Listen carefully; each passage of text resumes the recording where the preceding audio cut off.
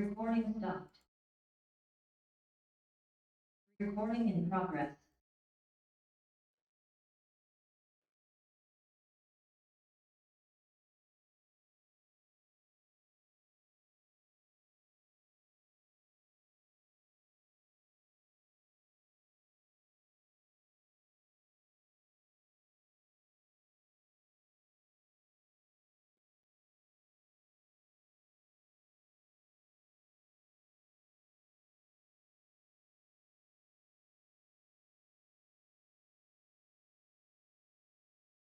So guys నిన్న casting సంబంధించి basic versions అసలు కాస్ట్ అంటే ఏంటి, కాస్టింగ్ కాస్ట్ అకౌంటింగ్ అంటే ఏంటి అని. సో దాంతోపాటు ఫిక్స్డ్ కాస్ట్ వేరియబుల్ కాస్ట్ని ఎలా డిఫైన్ చేస్తామో కూడా చూసాం.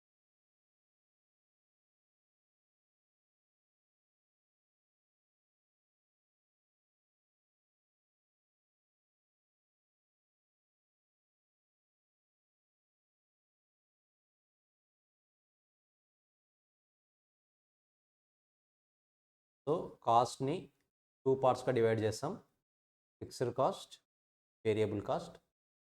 So number of units increase అయినా సరే డిక్రీజ్ అయినా సరే ఫిక్స్డ్ కాస్ట్ అనేది ఆల్వేస్ కాన్స్టాంట్ ఉంటుంది. అదే వేరియబుల్ కాస్ట్ అయితే నంబర్ ఆఫ్ యూనిట్స్ ఇంక్రీజ్ అయితే ఇంక్రీజ్ అవుతుంది, నంబర్ ఆఫ్ యూనిట్స్ డిక్రీజ్ అవుతుంది.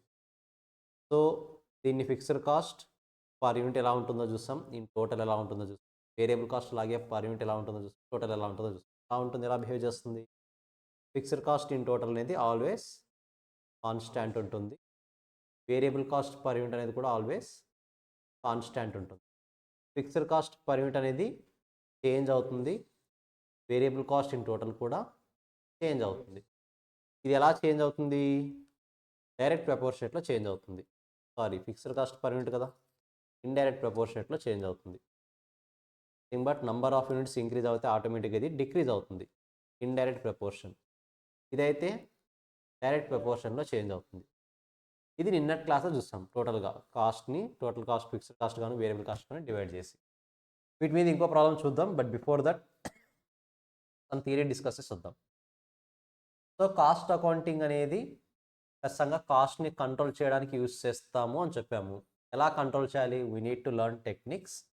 చూద్దాం. ఆ టెక్నిక్స్ చూసే ముందు, what are the some objectives of cost accounting, one of the important theory question in our exams for both group 1 and group 2. So అసలు cost accounting యొక్క objectives ఏంటి, దీని purpose ఏంటి, assignment of cost. So first of all మనం ఒక ప్రోడక్ట్ని produce చేసిన దాని తర్వాత ఆ ప్రోడక్ట్కి కాస్ట్ ఎంత అయిందనేది ఎలా డిఫైన్ చేయాలి. సో కాస్ట్ అకౌంటింగ్ డిఫైన్ చేస్తుంది. So determine the cost of a job, process or product. అది ప్రోడక్ట్ అయినా అవ్వచ్చు, ఒక జాబ్ అవ్వచ్చు, ఆర్ ఒక ప్రాసెస్ అవ్వచ్చు. ఓవరాల్గా ఒక ప్రోడక్ట్కి కానీ, ఒక జాబ్కి కానీ, ఒక ప్రాసెస్ కానీ ఎంత కాస్ట్ ఇంకర్ అయ్యింది అని చెప్పేది assignment of cost. That is objective of the cost account. కాస్ట్ని అసర్టైన్ చేయడమే కాదు, సెల్లింగ్ ప్రైస్ని కూడా అసర్టైన్ చేస్తుంది. So it should be able to determine the selling price, aims at earning profit. So good markup on cost. సింపుల్గా cost ఎంతో define చేస్తుంది, దీనికి సమ్ ప్రాఫిట్ యాడ్ చేసి సెల్లింగ్ ప్రైస్ ఎంత ఉండాలో కూడా చెప్తుంది. అంటే కాస్ట్ పాయింట్ ఆఫ్ వ్యూలో ఐడెంటిఫై చేస్తుంది, సెల్లింగ్ ప్రైస్ని కూడా డిటర్మైన్ చేస్తుంది. And cost control and cost reduction. Guys మనకు ఫర్దర్గా ఈ టాపిక్స్ వస్తాయి. కాస్ట్ని ఎలా కంట్రోల్ చేయాలి, కాస్ట్ని ఎలా రెడ్యూస్ చేయాలి. కాస్ట్ని రెడ్యూస్ చేయడం మీన్స్ సేమ్ క్వాలిటీని మెయింటైన్ చేస్తూ కాస్ట్ని రెడ్యూస్ చేయాలి. కాస్ట్ని కంట్రోల్ చేయాలి అంటే ఎక్సెస్గా అవ్వకుండా విత్ ఇన్ ద లిమిట్స్లో ఉండేలాగా కూడా కంట్రోల్ చేయాలి. ఈ టాపిక్స్ గురించి డీటెయిల్గా డిస్కస్ చేద్దాం తర్వాత, but for timing just remember the words cost control as well as cost reduction. Assignment the profit of the each activity. What is mean by it? కాస్టింగ్లో మనం ఏదైనా ఒక యాక్టివిటీ చేస్తున్నామో, ఒక వర్క్ చేస్తున్నామో అంటే ఖచ్చితంగా ప్రాఫిట్ ఎలిమెంట్ ఉండాలి. ప్రాఫిట్ ఎలిమెంట్ లేకుండా మనం ఏ యాక్టివిటీస్ని కూడా చేయకూడదు. Match the cost with the revenue and determine the costing period. So మీరు ప్రాఫిట్ వచ్చిందా, లాస్ వచ్చిందా అని ఈచ్ యాక్టివిటీ, మీరు పర్ఫామ్ చేసే ప్రతి ఒక్క యాక్టివిటీ చెక్ చేయాలి. So that will be done by cost account. Assisting management in decision making. అల్టిమేట్గా కాస్టింగ్ అంటేనే డిసిషన్ మేకింగ్ పర్పస్ ఉంటుంది. సో డిసిషన్ మేకింగ్ ప్రతి పర్పస్లోనూ ఈ కాస్ట్ అకౌంటింగ్ అనేది మేనేజ్మెంట్కి హెల్ప్ చేస్తూనే ఉంటుంది. These are the simple few objectives. Just ఒకసారి రివైజ్ చేయండి. One of the important theory question for both costing as well as ME, paper 4 as well as paper 12. Paper 8 and paper 12 ఇద్దరికి కూడా important concept రెండు కూడా. Just objectives of cost accounting very simple. Cost identify చేయడానికి use చేస్తాం. Cost identify చేస్తామంటే అల్టిమేట్గా selling price identify చేయాలి. So cost, selling price, cost reduction, cost control, profit, decision making అన్నీ మీకు తెలిసిన పాయింట్సే. First cost, selling price, cost control, cost object 4 అవుతాయి ఇక్కడికి. దాని తర్వాత డిసిషన్ మేకింగ్లో హెల్ప్ అవుతుంది ప్రాఫిట్ ఎలిమెంట్. ఈచ్ యాక్టివిటీలో ప్రాఫిట్ ఉండేలా చూసుకుంటే అని చెప్తుంది. సో వీటిని ఐడెంటిఫై చేయడమే కాస్ట్ ఆబ్జెక్టివ్ యొక్క పర్పస్, కాస్ట్ అకౌంటింగ్ యొక్క objective. Just read it once. కొన్ని థియరీ టాపిక్స్ డిస్కస్ చేసి again will move into the problematic part. ఒక 2 క్వశ్చన్స్ ఉన్నాయి థియరీ, దాని తర్వాత ఇంక కంప్లీట్ ప్రాబ్లమేటిక్ ఏమన్నా. Just revise it once.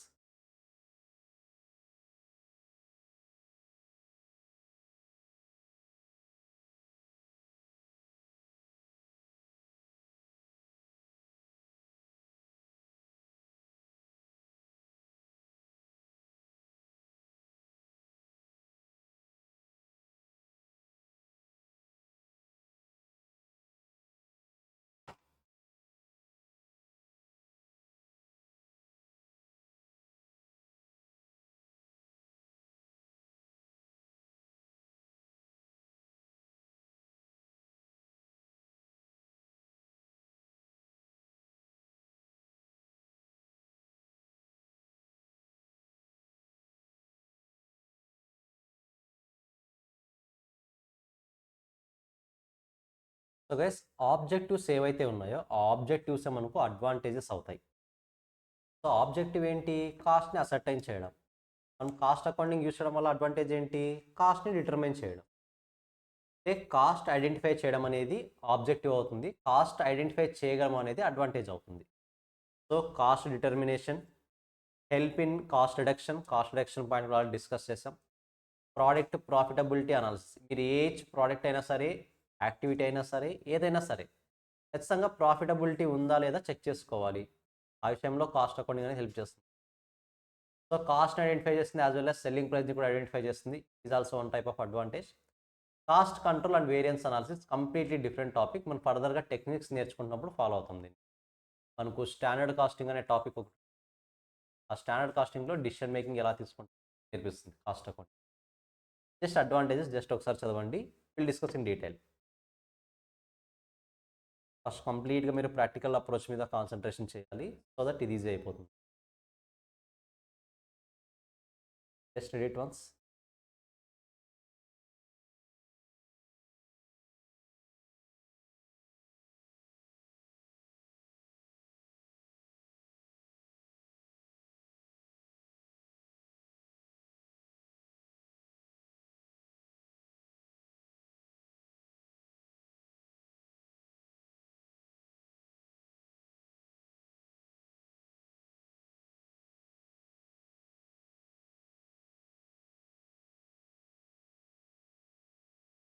Mostly మీకు మండే నుంచి ఫుల్ ఫ్లెడ్జ్డ్ క్లాసెస్ స్టార్ట్ అయిపోతాయి.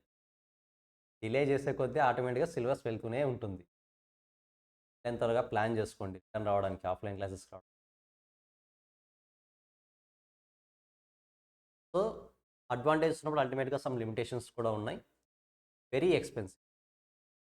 కాస్ట్ అకౌంటింగ్ని యూజ్ చేయడం అవ్వచ్చు, దాన్ని ఇంప్లిమెంట్ చేయడం అవ్వచ్చు, always very expensive. Requirement of reconciliation. ఏంటి సార్ ఈ రికన్సిలియేషన్? జనరల్గా మనము లెట్సే రా మెటీరియల్ని పర్చేస్ చేసాము. రా మెటీరియల్ పర్చేస్ చేసేందుకు లెట్సే 1000 రూపీస్ అయింది. ఈ P&L అకౌంట్ రికార్డ్ చేస్తామా చేయమా? Trading and P&L account record చేస్తామా చేయమా? పర్చేస్ చేసాం, లెట్సే శాలరీస్ పే చేస్తాం ఒక ఎంప్లాయీకి, ఎక్స్పెన్స్గా రికార్డ్ చేస్తామా రికార్డ్ చేయమా? P&L అకౌంట్లో చేస్తామా చేయమా? చేస్తాం. మరి కాస్ట్ అకౌంటింగ్లో కూడా రికార్డ్ చేస్తాం. ఒకే యాక్టివిటీని 2 టైమ్స్ రికార్డ్ చేస్తాం కదా. ఒకే యాక్టివిటీని అకౌంటింగ్లో రికార్డ్ చేస్తున్నాం, కాస్ట్ అకౌంటింగ్లో రికార్డ్ చేస్తున్నాం. Duplication of work. So work duplicate అయ్యే ఛాన్స్ ఉంది కాస్ట్ అకౌంటింగ్ వల్ల. అట్ ద సేమ్ టైం కొన్నిసార్లు అకౌంటింగ్లో ఒకలా ట్రీట్ చేస్తాం, కాస్టింగ్లో ఒకలా ట్రీట్ చేస్తాం. దీనివల్ల మీకు క్లారిటీ ఉంటే ఫౌండేషన్లో BRS అనే కాన్సెప్ట్ నేర్చుకుంటారు, బ్యాంక్ రికన్సిలేషన్ స్టేట్మెంట్. టూ బుక్స్లో డిఫరెంట్ వాల్యూస్ చూపిస్తాయి. వాటిని ఏం చేయాలి మనము? రికన్సైల్ చేయాలి. ఇక్కడ కూడా కాస్ట్ అకౌంట్స్‌లో ఒక వాల్యూ చూపిస్తుంది. మన కాస్టింగ్ బుక్‌లో ఒక వాల్యూ చూపిస్తుంది. ఆ రెండిటిని రికన్సైల్ చేయాలి. ఇది కూడా వన్ టైప్ ఆఫ్ లిమిటేషనే కదా! మనకి ఎక్స్‌ట్రా వర్కే కదా! అల్టిమేట్‌గా. సో 2 సెట్ ఆఫ్ బుక్స్‌ని మెయింటైన్ చేస్తాం ఇక్కడ. ఏవి 2 సెట్ ఆఫ్ బుక్స్? ఒకటేమో కాస్ట్ అకౌంటింగ్, ఒకటేమో financial accounting. So 2 set of books కూడా డిఫరెంట్ రూల్స్‌ని ఫాలో అవుతాయి. Let's say financial accounting most of the cases accrual concept follow అవుతుంది. నథింగ్ బట్ ఇన్‌కమ్ వచ్చినా రాకున్నా, ఇన్‌కమ్ వచ్చిన వెంటనే రికార్డ్ చేసేయండి. అంటే క్యాష్ వచ్చినా రాకున్నా. బట్ కాస్ట్ అకౌంటింగ్ కొన్నిసార్లు క్యాష్ బేసిస్ ఫాలో అవుతుంది. క్యాష్ వస్తేనే రికార్డ్ చేయండి అన్నట్టు. సో ఇలాంటి సినారియోస్ వల్ల అల్టిమేట్‌గా రెండు కూడా డిఫరెంట్ రిజల్ట్స్ ఇస్తాయి. రికన్సిలియేషన్ అనేది అవసరం అవుతుంది. డూప్లికేషన్ ఆఫ్ వర్క్ జరుగుతుంది. At the same time reconciliation of work కూడా అవసరం అవుతుంది. Inefficiency costing system itself does not control cost but it uses does. So sometimes కాస్టింగ్‌లో most of the scenarios estimations ఎక్కువ ఉంటాయి. కాబట్టి ఎస్టిమేషన్స్‌ని base చేసుకొని తీసుకునే డెసిషన్స్ ఇన్ఎఫిషియెంట్‌గా ఉంటాయి ఎప్పుడు కూడా. అంటే ప్రాపర్‌గా డెసిషన్ తీసుకోవడానికి యూజ్ అవుతుందా అంటే అక్యురసీ ఉంటే మాత్రం యూజ్ అవుతుంది. అదర్‌వైజ్ అంత అక్యురసీ లేకపోతే యూజ్ అయితే ఉండదు. దాంట్లోన్నీ కూడా లిమిటేషన్స్ అవుతాయి. So there are 4 limitations expensive, reconciliation, duplication, inefficiency. It is also one of the important theory question. Just ఒకసారి రివైజ్ చేసేయండి. Will move on to the problematic part.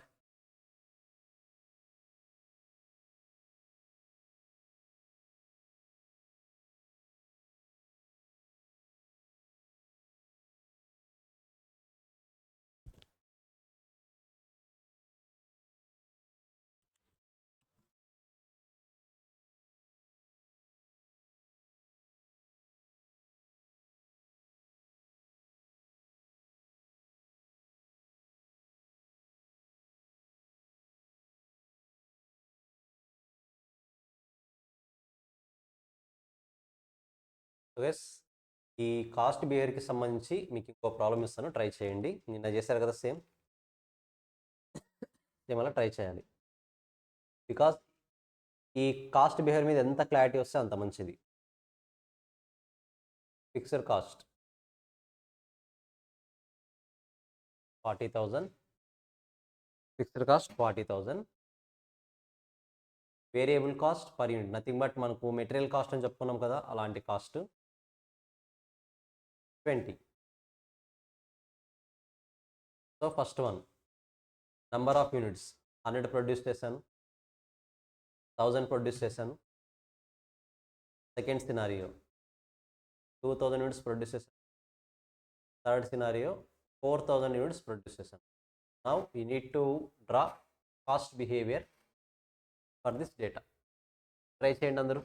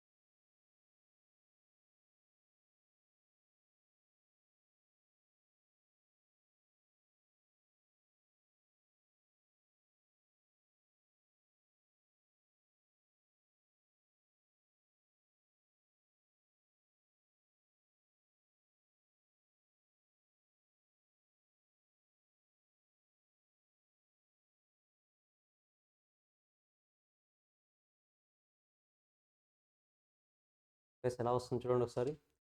మీరు నెంబర్ ఆఫ్ యూనిట్స్ 1000 ప్రొడ్యూస్ చేసిన, 1000 produce చేసిన, 4000 produce, always fixed cost will be constant. It's rent అనుకుంటే మీరు ఎన్ని units produce చేసినా సరే రెంట్ 40,000 పే చేయాల్సిందే, వేరే ఆప్షన్ లేదు. అంటే నెంబర్ ఆఫ్ యూనిట్స్ ఇంక్రీజ్ అయినా డిక్రీజ్ అయినా కాన్స్టెంట్గా సమ్ అమౌంట్ పే చేయాల్సి వస్తుంది. That is called fixed cost. Variable cost ఎలా పే చేస్తాం? ఈచ్ యూనిట్కి 20 రూపీస్ అవుతుంది. అలా 1000 యూనిట్స్ ప్రొడ్యూస్ చేస్తాం. 1000 ఇంటూ 20, 20,000. కరెక్టా? అదే సెకండ్ కేస్ అయితే 2000 into 20, 40,000. Third scenario 4000 units produce చేస్తున్నా, ఈచ్ యూనిట్ 20, 80,000.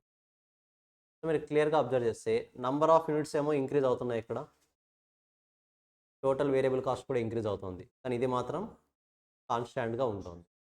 సో ఇప్పుడు దీన్ని బేస్ చేసుకుని మనము కాస్ట్ బిహేవియర్ని డ్రా చేయాలి. So cost should be divided into 2 parts, cost as well as variable cost. Again, fixed cost should be divided into 2 parts, variable cost should be divided into 2 parts. In total per unit, total per unit. Guys, please mute yourself. So fixed cost in total always 40,000 అలాగే ఉంటుంది. That's why it is said to be constant. Variable cost per unit, మీరు ఎన్ని units produce చేసినా సరే each యూనిట్కి 20 rupees incur అవ్వాల్సిందే. So it is also constant.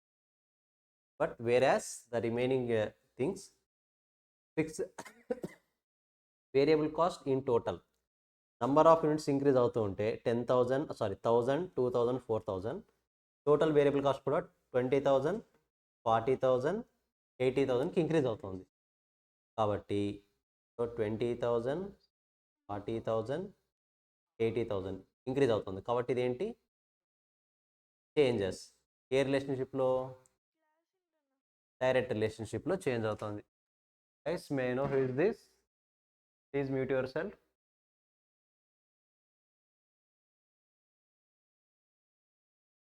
Second one, fixed cost per unit. ఇది calculate చేయాలి మనం. ఇక్కడ చూడండి, ఓవరాల్గా 40,000 రూపీస్ కాస్ట్ ఇంకర్ అవుతున్నాం. పర్ యూనిట్ కాస్ట్ ఎంత అవుతుంది? 40,000 డివైడ్ బై 1000. 40,000 డివైడ్ బై 2,000 ఎంత వస్తుంది? 20. 40,000 డివైడ్ బై 4,000 ఎంత వస్తుంది? 10. దాని మీనింగ్ ఏంటి? నంబర్ ఆఫ్ యూనిట్స్ ఇంక్రీజ్ అవుతూ ఉంటే ఫిక్స్డ్ కాస్ట్ పర్ యూనిట్ అనేది రెడ్యూస్ అవుతూ వస్తుంది. ఫిక్స్డ్ కాస్ట్ పర్ యూనిట్ అనేది రెడ్యూస్ అవుతూ వస్తుంది. ఎలా వస్తుంది calculation? 40,000 divided by 1000, 40,000 divide by 2000, 40,000 divide by 4,000. Simple చెప్పాలంటే total fixed cost divide by number of units, fixed cost per unit. దాని మీనింగ్ ఏంటి? ఫిక్స్డ్ కాస్ట్ పర్ యూనిట్ అనేది 40, 10. సో డిక్రీజ్ అవుతుంది while number of units are increasing. But it is changes relationship, direct relation. So ఈ points మీకు క్లియర్గా గుర్తుండాలి. ఒకసారి ఎవరైనా నోట్ డౌన్ చేసుకుంటే త్వరగా నోట్ డౌన్ చేస్తారు. You have any doubts? Yes, doubts clarify చేసుకోండి, అలాగే ఉండొద్దు.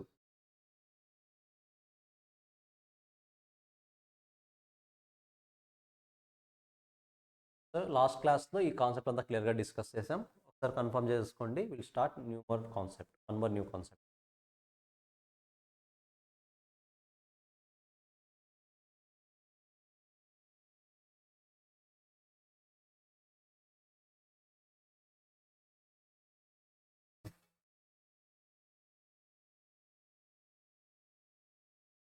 మనం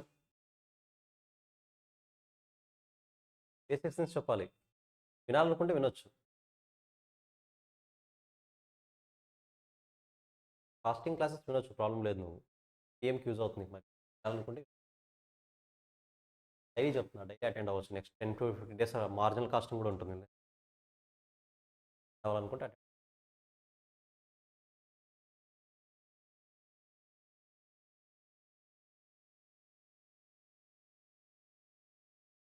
Yes, I hope clear.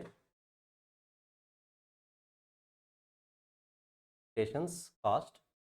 So కాస్ట్లో ఫిక్స్డ్ కాస్ట్, వేరియబుల్ కాస్ట్ చూసాం. Again, we can divide the fixed cost into two categories. చూద్దాం. Fixed cost remains constant in total regardless of change in activity. What is mean by activity here? Number of units. Activity means number of units. Number of units change అయినా సరే regardless of change in activity level, it remains constant within the relevant range. So relevant range అనే వర్డ్కి ఒక separate స్టోరీనే ఉంటుంది కాబట్టి let it be for some time will discuss it later. Relevant రేంజ్కి separate meaning ఉంది, అది discuss చేద్దాం. But for time being number of units change అయినా సరే ఖచ్చితంగా టోటల్ కాస్ట్ అనేది కాన్స్టాంట్గా ఉంటుంది. ఇలాంటి బిహేవియర్ దేనికైతే ఉంటుందో ఆ బిహేవియర్ని ఏమంటాం? ఫిక్స్డ్ కాస్ట్ అంటాం. మరి ఇందులో కూడా టైప్స్ ఉన్నాయి. There are 2 types in fixed cost, that are committed cost, discretionary cost, managed cost or budgeted cost. Committed cost అంటే ఏంటి? లెట్స్ సే ఇప్పుడు ఒక బిల్డింగ్ ఉంది, బిల్డింగ్కి 1,00,000 రూపీస్ పర్ మంత్ రెంట్ అని చెప్పేసి జనవరిలో ఎంటర్ అయ్యాం. ఓకేనా? జూన్ జూలైలో ఈ మేనేజర్ చేంజ్ అయ్యాడు, కొత్త మేనేజర్ వచ్చాడు. ఇప్పుడు కొత్త మేనేజర్ రెంట్ నేను 1,00,000 పే చేయను అంటే acceptable not acceptable? Not acceptable. ఖచ్చితంగా ఆ 1 year అగ్రిమెంట్ అయ్యేంత వరకు ఖచ్చితంగా 1,00,000 పే చేయాల్సిందే, వేరే ఆప్షన్ లేదు. కరెక్టా? అంటే ప్రీవియస్ మేనేజర్ డిసిషన్ తీసుకున్నాడు, ఆ డిసిషన్ని ఖచ్చితంగా కొత్తగా వచ్చిన మేనేజర్ కంటిన్యూ చేయాలి, వేరే ఆప్షన్ లేదు. Because previous manager has given the commitment. That's why it is called committed cost. Already commit అయిపోయారు వాళ్ళు, కాస్ట్ పే చేస్తానని చెప్పేసి. So resulted from the prior management decision. Prior management decision తీసుకుంటుంది అంటే మనకన్నా ముందు మేనేజ్మెంట్ డిసిషన్ తీసుకుంటుంది, మనం దాన్ని ఖచ్చితంగా ఫాలో అవ్వాల్సిందే, వేరే ఆప్షన్ లేదు. నేను ఒక మిషనరీ కొన్నాను, లెట్స్ సే మిషనరీ ఏ అని కొన్నాను, దీనికి ఎవ్రీ ఇయర్ 20% డిప్రిషియేషన్ ఛార్జ్ చేయాలని డిసిషన్ తీసుకున్నాను. లెట్స్ సే 1,00,000 అసెట్ వాల్యూ అనుకుంటే 20% ఎవ్రీ ఇయర్ 20,000.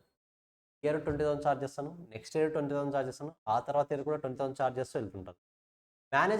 కొత్త మేనేజర్ వచ్చి దీన్ని చేంజ్ చేయడానికి స్కోప్ లేదు, ఎందుకంటే ప్రీవియస్ మేనేజర్ ఆల్రెడీ డిసిషన్ తీసేసుకున్నాడు, ఎవ్రీ ఇయర్ 20,000 ఛార్జ్ చేయండి depreciation. But these are the fixed cost which are committed, already committed. Example rent, depreciation. అంటే కొత్తగా వచ్చిన మేనేజర్ వాటిని ఏం చేయలేడు, ఖచ్చితంగా పే చేయాల్సిందే, వేరే ఆప్షన్ ఉంటుంది. అలా కాకుండా డిస్క్రిషనరీ కాస్ట్ ఉంటుంది, ఇది కూడా ఫిక్స్డ్ కాస్టే, కాకపోతే కొత్త మేనేజర్ కావాలనుకుంటే దీన్ని కంట్రోల్ చేయొచ్చు సమ్ ఎక్స్టెంట్ వరకు. లైక్ అడ్వర్టైజ్మెంట్ కాస్ట్ అవ్వచ్చు, శాలరీస్ టు అడ్మిన్ స్టాఫ్ అవ్వచ్చు. శాలరీస్ చేంజ్ చేయాలనుకుంటే చేంజ్ చేయొచ్చు. అడ్వర్టైజ్మెంట్ కాస్ట్, నాకు ఫ్యూచర్లో ఎక్కువ సేల్స్ కావాలంటే ఎక్కువ అడ్వర్టైజ్మెంట్ కాస్ట్ ఇంకర్ అవుతాడు, లేదు నాకు ఈ క్వార్టర్ ఎక్కువ సేల్స్ అవసరం లేదనుకుంటే తక్కువ అడ్వర్టైజ్మెంట్ కాస్ట్ ఇంకర్ అవుతాడు. So he can control the cost. Some control ఉంటుంది ఇక్కడ ఎవరికి? న్యూ మేనేజర్కి ఎలాంటి కంట్రోల్స్ అనేది ఉండవు, అక్కడ సమ్ ఎక్స్టెంట్ ఉంటుంది, 100% కాదు, సమ్ ఎక్స్టెంట్ ఉంటుంది.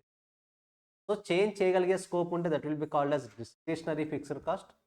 చేంజ్ చేయగలిగే స్కోప్ లేకపోతే that will be called committed fixed cost.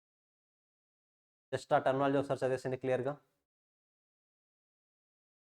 There are 2 categories in fixed cost, committed cost as well as discretionary cost. Rent and depreciation is the example for committed cost. Advertisement is the example for discretionary.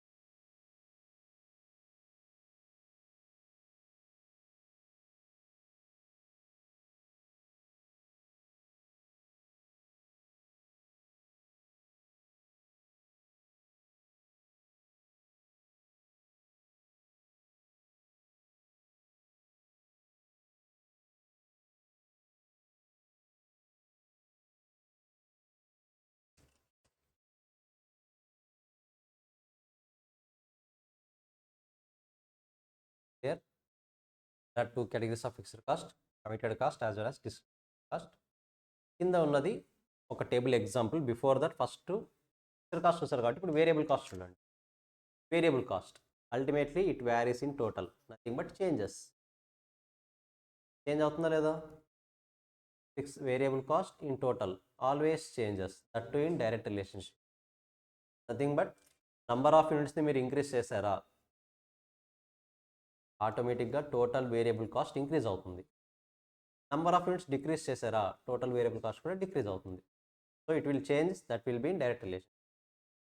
Change with direct proportion to the change in the level of activity within the relevant range. ఇక్కడ కూడా relevant range ఉంది, దాని గురించి discuss. So direct ప్రపోర్షనేట్లో activity లెవెల్కి తగ్గట్టుగా change అవుతుంది అంటుంది. But number of units increase అవుతే టోటల్ వేరియబుల్ కాస్ట్ ఇంక్రీజ్ అవుతుంది, ఇది డిక్రీజ్ అయితే టోటల్ వేరియబుల్ ఇంక్రీజ్ అవుతుంది. What are the some examples? Direct material.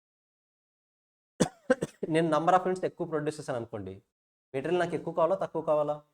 ఎక్కువ కావాలి. మెటీరియల్ ఎక్కువ ఇస్తాను, ఆటోమేటిక్ కాస్ట్ ఏమవుతుంది? ఎక్కువ అవుతుంది. సో అలాగే direct labour, variable manufacturing over head, variable selling cost, variable administration cost. Plus ఇంకా ఈ డిపార్ట్మెంట్స్ గురించి మనం డిస్కస్ చేయాలి, డిస్కస్ చేద్దాం. ఫర్ టైం బీయింగ్ జస్ట్ గుర్తుపెట్టుకోండి, వేరియబుల్ కాస్ట్ అంటే నంబర్ ఆఫ్ యూనిట్స్ చేంజ్ అయితే ఆటోమేటిక్గా టోటల్ కాస్ట్ కూడా చేంజ్ అవుతుంది. మరి వేరియబుల్ కాస్ట్ పర్ యూనిట్ ఎలా ఉంటుంది? Per unit is always constant, total variable cost is always changes. ఆ పాయింట్స్ గుర్తుండాలి. జస్ట్ ఒకసారి రివైజ్ చేయండి.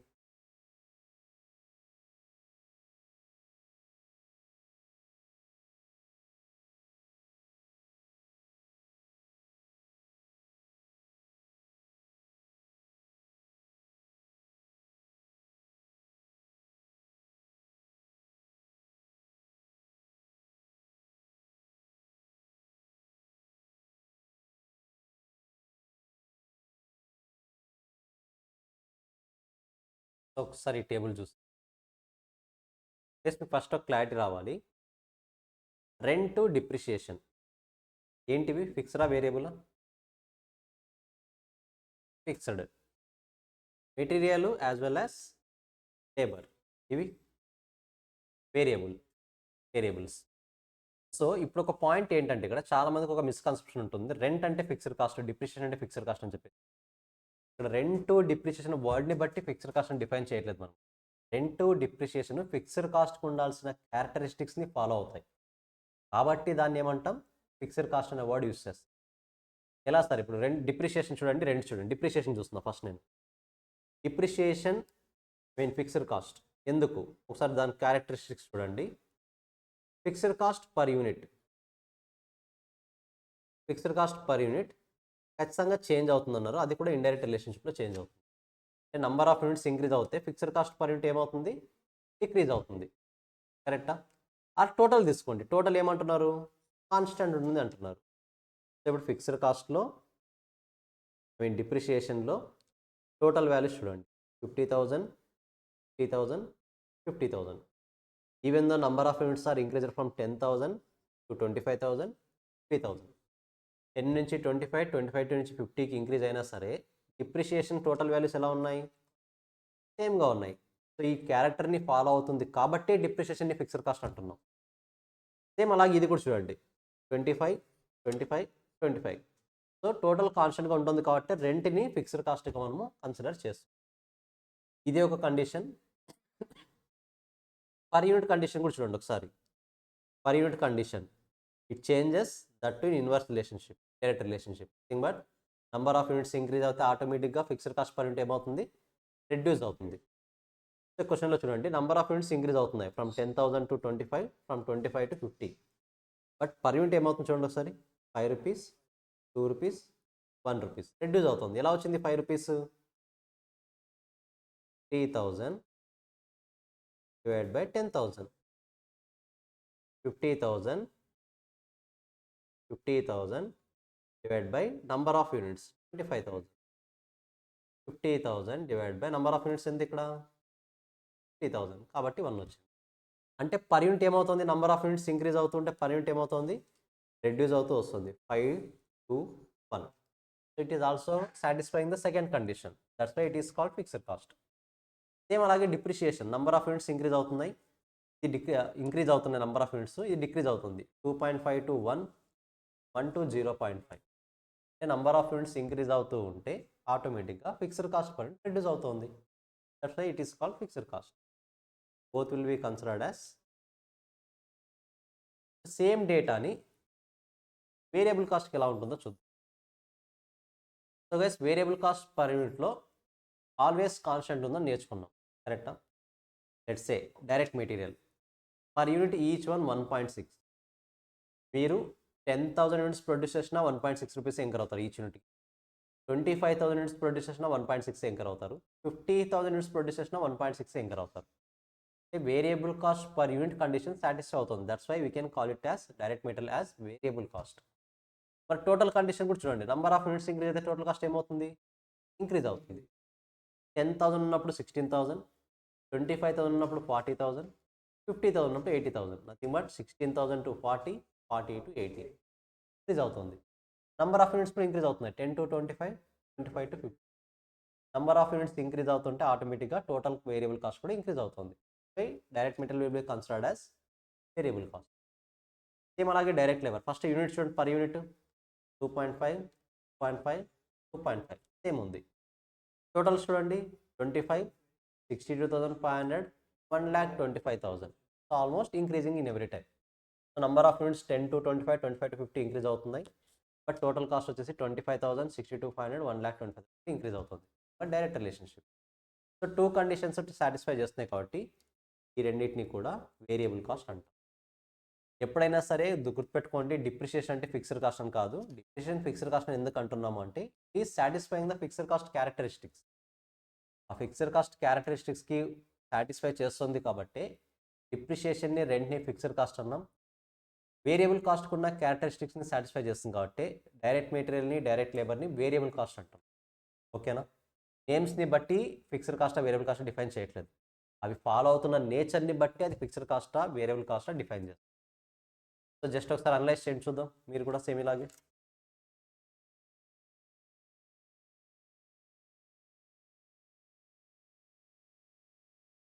ఎందుకు అలా అనిపిస్తుంది అంటే మనం ఫిక్స్డ్ కాస్ట్ ఎగ్జాంపుల్ ప్రతిసారి రెంట్, డిప్రిషియేషన్ తీసుకొని అవి ఫిక్స్డ్ కాస్ట్ అని ఫిక్స్ అయిపోతాం. ఫిక్స్డ్ కాస్ట్ ఎందుకు అంటున్నాం? ఫిక్స్డ్ కాస్ట్ ఉన్న క్యారెక్టరిస్టిక్స్ని ఫాలో అవుతున్నాయి కాబట్టి. Revise the table once.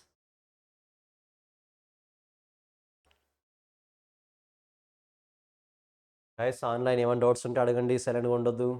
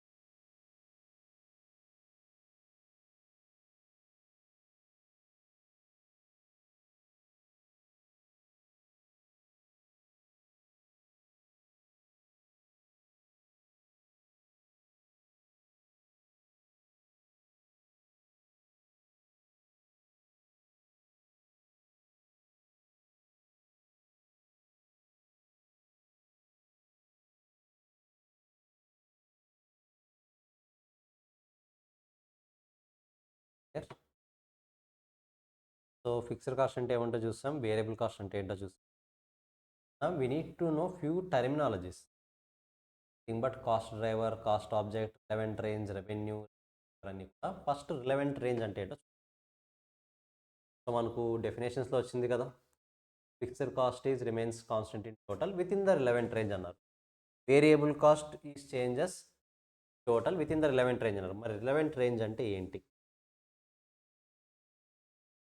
What is mean?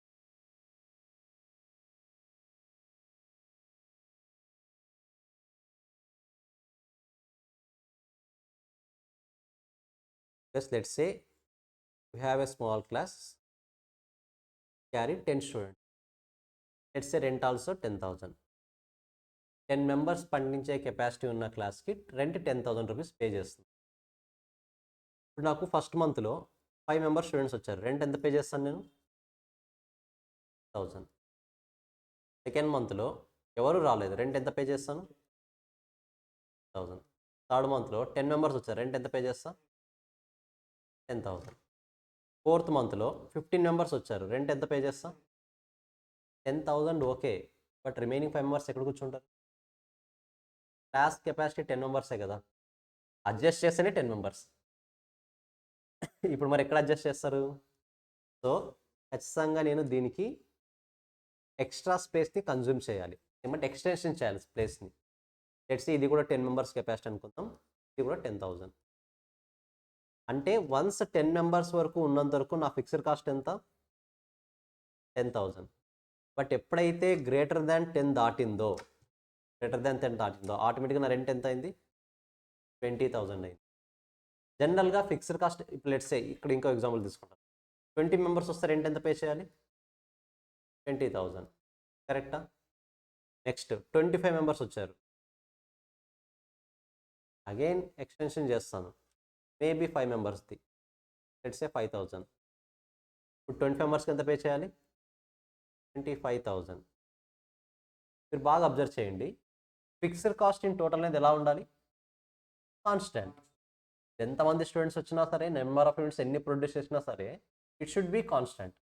But మీరు ఇక్కడ అబ్జర్వ్ చేస్తే అప్ టు 10 స్టూడెంట్స్ వరకు 10,000, అప్ టు 20 స్టూడెంట్స్ వరకు 20,000, అప్ టు 25 స్టూడెంట్స్ వరకు 25,000. ఇలా చేంజ్ అవ్వకూడదు కదా, అని చేంజ్ అవుతుంది. ఎందుకు చేంజ్ అవుతుందంటే it has crossed the relevant range. Yes, fixed cost in total is always constant only when it is within the relevant range. మీ రిలవెంట్ రేంజ్లో ఉన్నంత వరకు మాత్రమే ఆ కండిషన్ సాటిస్ఫై. వన్స్ మీరు ఆ రిలవెంట్ రేంజ్ని క్రాస్ అయ్యి మీరు మూవ్ ఆన్ అయ్యారా, ఆటోమేటిక్గా మనం డిస్కస్ చేసిన ఈ కాస్ట్ బిహేవియర్ అనే కాన్సెప్ట్ అప్లికేబుల్ అవ్వదు. సో మనం డిస్కస్ చేసే ప్రతి కాన్సెప్ట్ కూడా మెయిన్ అజంప్షన్ ఏంటి? It is within the relevant range. With in the relevant రేంజ్లో ఉన్నంత వరకు మాత్రమే మనం డిస్కస్ చేసిన కాస్ట్ బిహేవియర్ 4 పాయింట్స్ ఈ చార్ట్ మొత్తం కూడా వ్యాలిడ్ అవుతుంది. ఈ చార్ట్ మొత్తం కూడా ఎప్పుడు పాసిబుల్ అంటే only within the relevant range. Once relevant రేంజ్ని క్రాస్ అయ్యాము అంటే ఈ రూల్ అనేది అప్లికేబుల్ కాదు, అన్నీ కూడా చేంజ్ అవ్వచ్చు, అక్కడ ఉన్న 4 ఫ్యాక్టర్స్ కూడా చేంజ్ అవ్వచ్చు. సో ఇక్కడ ఫస్ట్ 10 మెంబర్స్ ఉండడం అనేది ఒక రిలవెంట్ రేంజ్, ఇది ఒక రిలవెంట్ రేంజ్. తర్వాత అప్ టు 20 వరకు అనేది ఒక రిలవెంట్ రేంజ్, అప్ టు 25 అనేది ఒక రిలవెంట్ రేంజ్. రిలవెంట్ రేంజ్లో ఉన్నంత వరకు కాన్స్టెంట్గా ఉంటుంది. మీరు అబ్జర్వ్ చేసి ఇక్కడ కాన్స్టెంట్గా ఉంది, మరి రెండు కూడా ఈ 3 ఇండివిజువల్ చూస్తే కూడా కాన్స్టెంట్గా ఉంది, ఎందుకంటే ఫస్ట్ 3 అనేది విత్ ఇన్ ద రిలవెంట్ రేంజ్లో ఉన్నాయి, తర్వాత రిమైనింగ్ 2 అనేది కూడా విత్ ఇన్ ద రిలవెంట్ రేంజ్లో ఉన్నాయి, కాబట్టి కాన్స్టెంట్గా ఉంటుంది. బట్ ఫర్దర్గా ఏమవుతుంది? చేంజ్ అవుతూ ఇంక్రీజ్ అవుతే చేంజ్ అవుతూ వస్తుంది. That's why fixed cost in total is always constant, but this condition applies only when it is within the relevant range. Once ఆ రిలవెంట్ రేంజ్ క్రాస్ అయితే కాన్స్టెంట్గా ఉంటుందన్న గ్యారంటీ లేదు, చేంజ్ అయ్యే ఛాన్సెస్ ఉంటాయి. చేంజ్ అవుతుందా లేదా? ఇక్కడ ఫ్రమ్ 10,000 to 20,000 ఇంక్రీజ్ అయింది, ఎందుకంటే రిలవెంట్ రేంజ్ క్రాస్ అయింది. ఫ్రమ్ 20,000 to 25,000 ఇంక్రీజ్ అయింది, ఎందుకంటే రిలవెంట్ రేంజ్ క్రాస్ అయింది. సో రిలవెంట్ రేంజ్లో ఉన్నంత వరకు మాత్రమే ఈ fixed cost, variable cost, cost behaviour అనే కాన్సెప్ట్ అనేది అప్లికేబుల్ అవుతుంది. సో ఒక్కసారి చదువుదాం. So relevant range, it is the range of activity with in which variable cost, fixed cost functions remains valid. అంటే కాస్ట్ బిహేవియర్ కాన్సెప్ట్ అనేది in the relevant range వరకు ఉన్నంత వరకు మాత్రమే వ్యాలిడ్ అవుతుంది, రిమైనింగ్ కేసులో వ్యాలిడ్ అవ్వదు. Remaining case in the sense once relevant range cross అయింది అంటే చేంజ్ అయ్యే ఛాన్స్ ఉంటుంది. సో జస్ట్ వేస్ట్ చేయండి ఒక కాన్సెప్ట్, ఇది జస్ట్ వేస్ట్ చేయండి.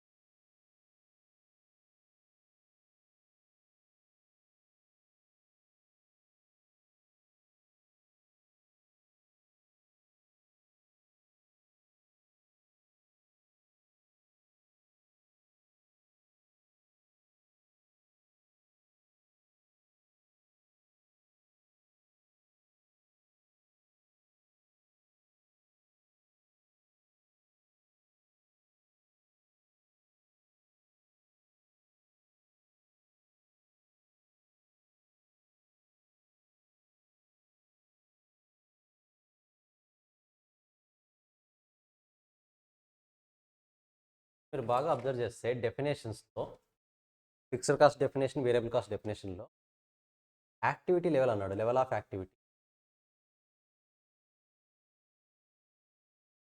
లెవెల్ ఆఫ్ యాక్టివిటీ, ఆ లెవెల్ ఆఫ్ యాక్టివిటీకి కూడా ఒక మీనింగ్ ఉంది. ఫిక్స్డ్ కాస్ట్ డెఫినేషన్లో చూసినా కూడా యాక్టివిటీ అనే వర్డ్ యూస్ చేస్తాం. What is mean by this activity level? Activity level అంటే ఏంటి? మనం డిస్కస్ ఏంటి? Relevant range. యాక్టివిటీ లెవెల్ అంటే ఏంటి?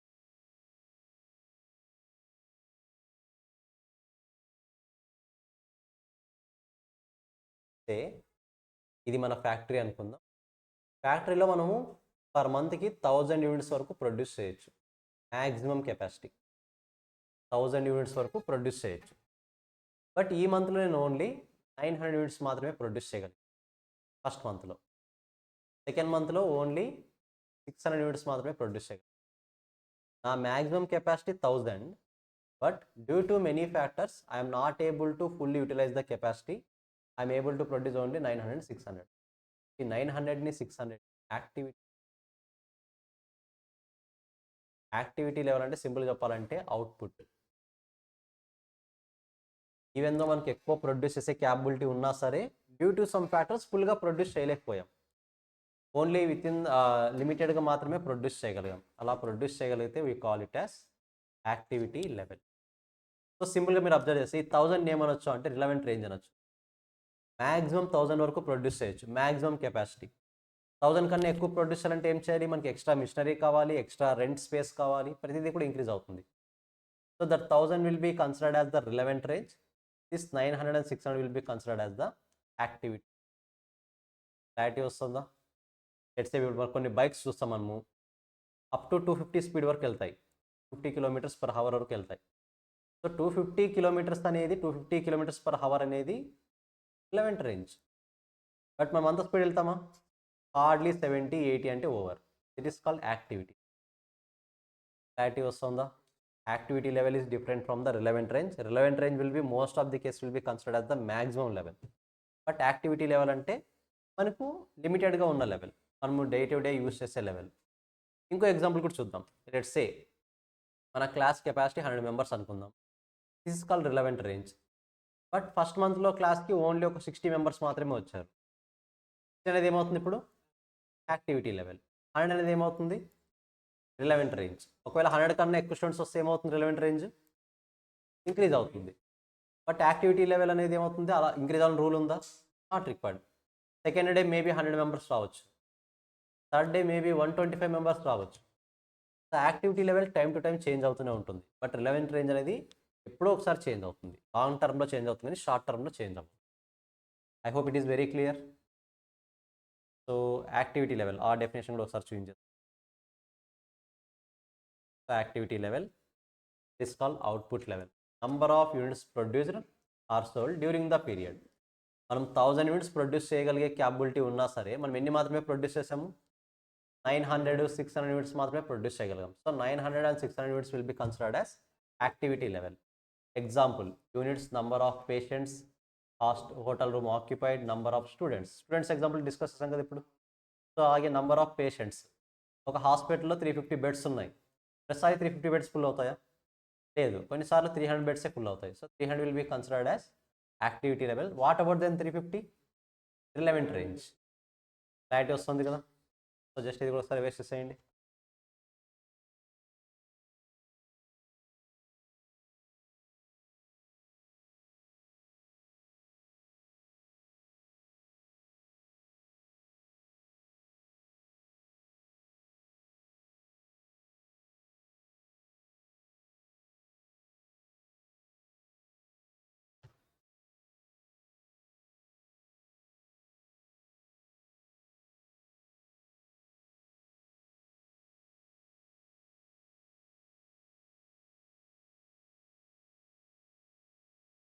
I think clear. So just ఒకసారి చూసుకున్నాండి. మేబీ ఇంకా నెక్స్ట్ 4-5 క్లాస్లో కాస్టింగ్ బేసిస్ కంప్లీట్ అయిపోతాయి. Then we can start with the marginal costing. So ఏ డౌట్స్ ఉన్నా సరే ఎప్పటికప్పుడు డిస్కస్ చేయండి, క్లారిఫై చేసుకోండి, సో దట్ మీకు కూడా క్లారిటీ వస్తుంది. పెట్టుకోండి, you are CMA students, costing is the core subject. ఓకేనా? మన లైఫ్ మొత్తం కాస్టింగ్ ఉంటుంది. ఎక్కడికి వెళ్ళినా సరే మీరు కాస్టింగ్ వదిలిపెట్టదు. కాబట్టి కాస్త పేషెన్స్గా ఆలోచిస్తూ, పేషెన్స్గా ఉంటూ ప్రతి పాయింట్ని క్లియర్గా అర్థం చేసుకోవడం ట్రై చేయండి. So guys, I hope it is very clear, online students. So this is for the day. We'll meet in next class.